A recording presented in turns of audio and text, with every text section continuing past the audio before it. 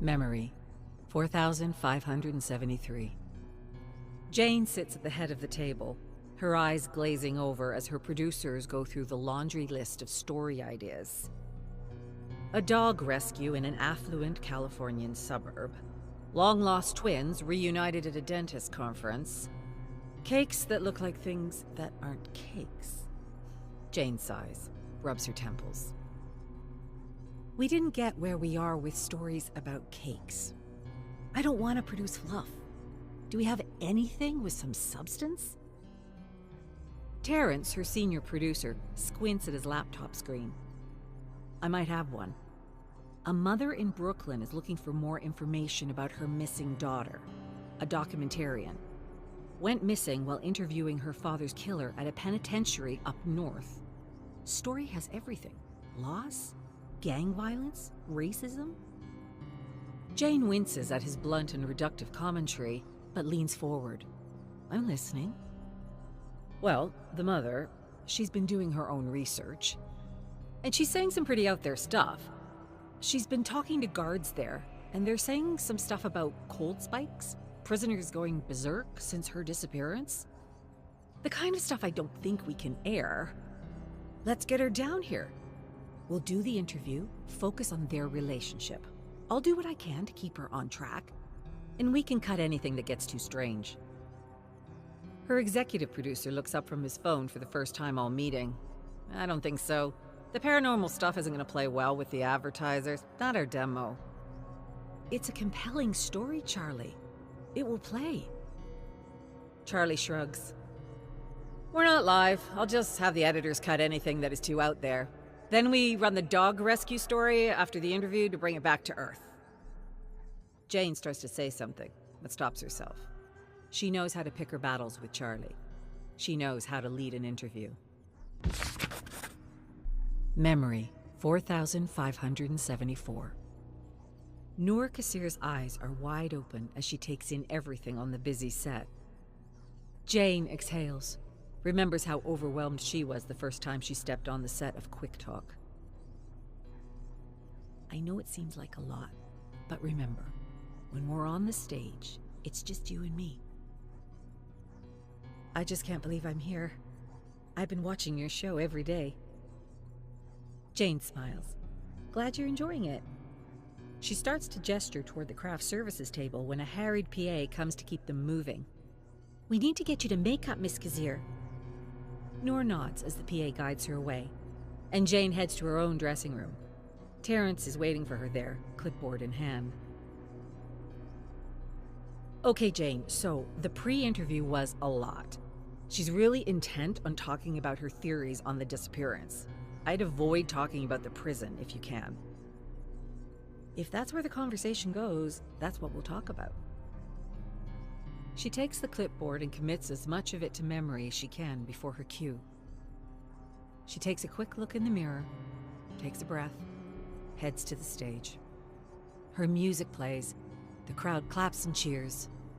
She gives them her trademark grin. After she gets through her lighthearted opening banter, she pauses for a moment, lets the crowd's volume drop, puts on a serious face. Our first guest today has a remarkable and terrible story. One of struggle, loss, and perhaps hope. Please join me in welcoming Noor Kassir. The crowd warmly applauds as Noor comes to the stage, sits with Jane, and the two begin to speak. They start at the very beginning. Noor's immigration, the challenges she faced in New York through the 90s, the birth of her daughter. She struggles to keep it together as she talks about her little girl, her passion for telling stories. Jane barely has to ask a single question. Noor has the entire audience hanging on her every word. But what I really want to talk about is the black fog, Jane. Charlie's voice crackles in her earpiece. Get her off of this, Jane. Jane discreetly pulls the earpiece out, leans forward. Black fog? Noor stares down the barrel of her camera, emboldened. The guards spoke of a black fog. If anyone knows more about this, please let me know. Jane's theme music starts to play. And Noor looks at her, shocked and a little hurt. Jane snaps her head towards the booth. Charlie stands at the glass and moves his hand across his neck, telling her this is getting cut. Thank you so much, Noor, for sharing your story with us today. The PA motions for Noor to come back to the entrance. She gets up, hugs Jane, and leaves, bewildered. Wow, truly an incredible story of perseverance. Up next, we'll be talking to a woman who was saved from a fire by her dog and has now committed her life to paying it forward, starting a dog rescue in her community. Memory 4575. Jane bursts into Charlie's office, slams the door behind her. That was an incredible interview. I cannot believe you cut her off like that. I'll call you back, Terrence. No! He can stay on. Put it on speaker. Charlie leans back in his chair, unfazed. It didn't make the cut for the episode, Jane. We got plenty of good stuff at the beginning. We ran that. Terrence's voice cuts in from the speaker. Thing is, the online production team didn't get the memo. The extended cut was posted on socials. All they're talking about is this black fog thing. Charlie clenches his jaw. I don't want this to be my show. This isn't some AM radio conspiracy nonsense. Jane stands up straight, looks Charlie dead in the eyes. This show got as far as it did talking about things that others are too afraid to talk about. You think Morning Today is talking about this stuff? You think Heather would even consider it? We are making something special here, Charlie. People are talking. The advertisers will come. We don't come back from this, Jane. They're gonna paint you with the wacko brush. The next thing you know, this is all people will want from us. Do we have anything lined up to bring us back from this? Terrence's voice pipes up again. Well, here's the thing. Aside from all the noise, we've gotten some pretty interesting calls on this one. Other people saying that they've lost friends, family members, and they're all mentioning this black fog. Charlie sneers. Okay, so what? You put strange stuff out there, you're gonna get strange callers. It's not just that. It's the outbursts of emotion, the fear, the drops in temperature. I've spoken to a few of these people, and their stories are exactly the same as Ms. Kassir's. We're not going down this rabbit hole, Terrence. Jane heads for the door. Send me the briefs, Terrence. I want to follow this one. And one more thing, Charlie. This isn't your show. It has my name on it. And we do this my way. Memory 4576. Within a month, the production team had an entire week of interviews lined up. Jane spent the lead-up poring over the pre-interviews, the similarities in their stories, the feelings of her upcoming guests. And each night, she tossed and turned, unable to sleep. She would close her eyes and she would see a black fog encroaching on her bed, or on the soundstage, or under the door of her dressing room. If it were her, who would tell her story?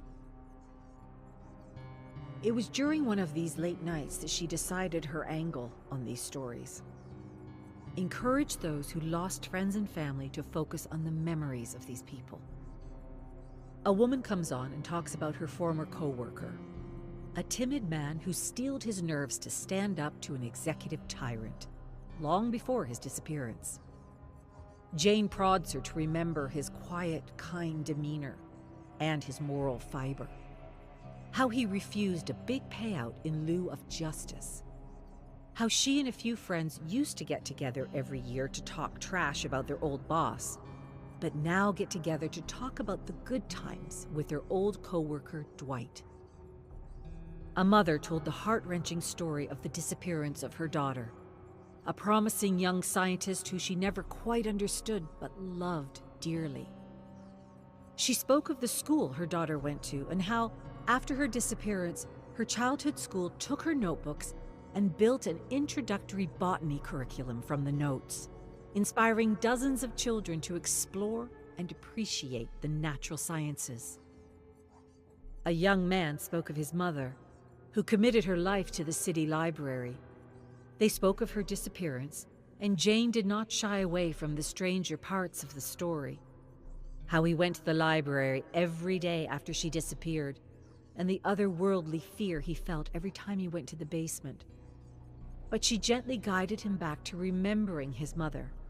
How she encouraged neighborhood children to appreciate literature. How she helped struggling children learn to read and enjoy reading. How she treated the stacks like her garden. And how hundreds of young people from all over the city came to her funeral. A university student on exchange from Japan spoke of an English teacher he had before he moved to America. How the man had brought a love of language and of culture to the classroom every day and made learning English fun. How he and many of the students in that class excelled in later classes, moved to English-speaking countries, and found themselves thriving. The through line was always the same.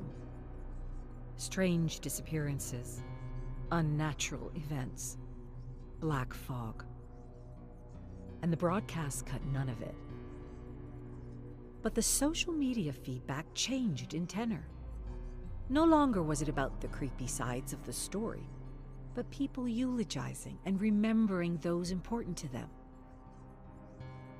The numbers came in at the end of the week, and for the first time, Jane's show is #1 in her time slot, and it isn't even close.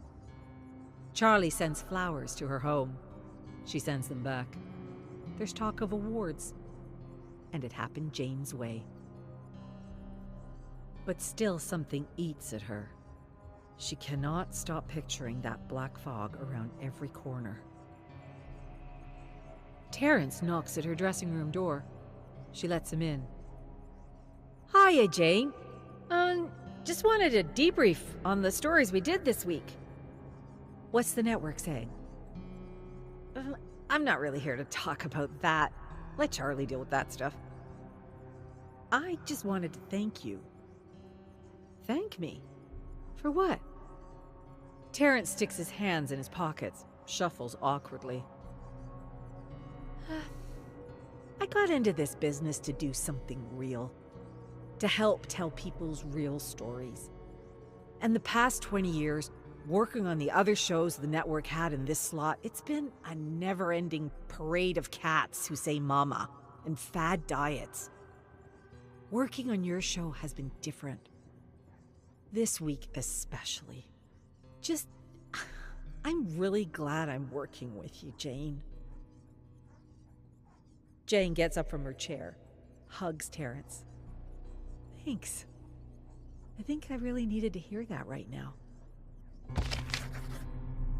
Memory 4577. You've got to be kidding me! Look, Jane, this doesn't come from me. This is coming from even higher up. Jane stares at Charlie, whose usual aloof demeanor has evaporated. He's anxious. Nobody's even talking about the supernatural stuff anymore. You want me to dredge that all back up? And shoot on location? We don't do remotes. I don't know who, but someone on the board is furious that we gave this story air. They want to kill it once and for all. Just go to the prison, show people the abandoned wing, show them that there's nothing there.